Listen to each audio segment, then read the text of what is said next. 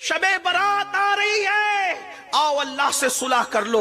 मैं जल्दी जल्दी बात मुकम्मल करने लगा हूं, तो याद रखना जिनकी बख्शिश नहीं होती शबे बारात में, नंबर एक जो शराब का आदी होगा, नशे का आदी होगा, उसकी बख्शिश नहीं होगी। नंबर दो जिसने माँ बाप का दिल दुखाया होगा, उसकी बख्शिश और मगफिरत नहीं होगी ता वक्त ये कि वो तौबा न कर ले, वो अल्लाह की बारगाह में माफी मांगकर अल्लाह से अहद न कर ले।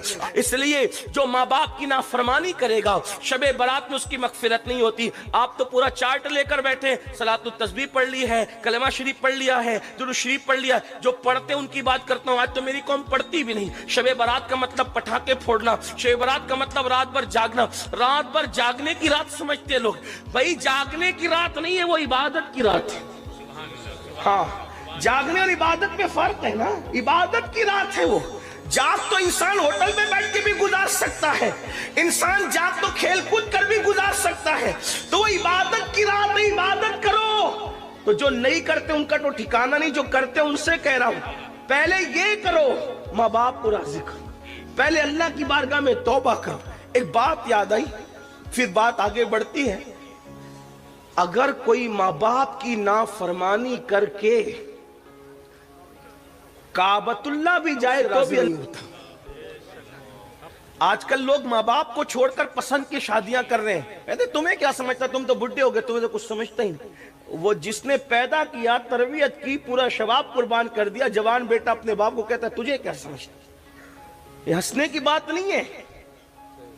मुझे बहुत तकलीफ होती है जब मेरी कौम इस्लाह की बात सुन करके हंसती है। इसका मतलब उन्हें यह ख्याल है कि उन्होंने दिल पे लेना ही नहीं है।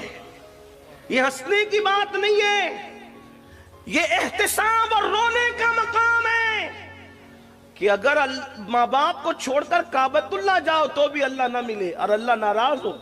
इस सिलसिले में फकीह अबुल समरकंदी ने एक हिकायत लिखी है, उसको सुने दिल के काम।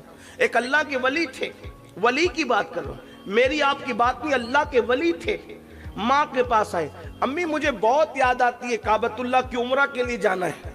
माँ ने कहा बेटा तू मेरा इकलौता बेटा है, तू उम्रा के लिए जाएगा तो मेरी खिदमत कौन करेगा, नहीं जाना, नहीं जाना उम्रा के लिए। इन्होंने सोचा अम्मी तो अम्मी है, कह रही नहीं जाना, उम्रा के लिए तो जा रहा हूँ, काबतुल्लाह तो जा रहा हूँ, तवाफ के लिए तो जा रहा हूँ, इबादत के लिए तो जा रहा हूँ, अम्मी की नाफरमानी करके जाऊंगा तो होना क्या है।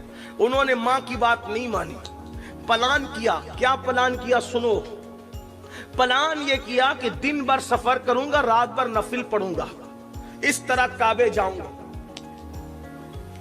दिन भर सफर किया, रात को एक गांव में पहुंचे, वहां नफिल शुरू की। रात को मां को हाजत पेश आई अपने बेटे की, फरमाया ओ फुला, आवाज नहीं आई, ओ फुला आवाज नहीं आई, ओ फुला आवाज नहीं आई। तो मां तो मांगो, जिसको प्यार होता है उसका दिल भी बड़ा नाजुक होता है, दिल बड़ा नाजुक होता है। आईना भी तो कुछ ताकत रखता है, शीशा भी तो कुछ ताकत रखता है, उससे बहुत कमजोर होता है दिल। गालिब ने कहा था दिल ही तो है ना संगे खश्त, दर्द से भर ना आए क्यों, रोएंगे हम हजार बार कोई हमें हंसाए क्यों। दिल बड़ा नाजुक होता है। मां ने 3 बार पुकारा बेटे को, जवाब नहीं आया। अच्छा मेरे मना के बाद भी तू काबा पहुंचा, मां की ममता थी ना, मेरे मना के बाद भी तू काबा गया।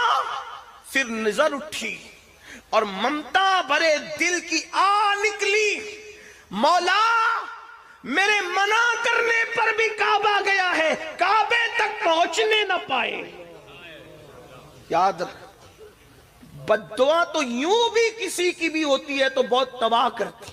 मेरे आका अलैहिस्सलाम फरमाते मजलूम की बद्दुआ से बचो, कि अल्लाह और मजलूम की बद्दुआ के दरमियान कोई पर्दा होता ही नहीं है।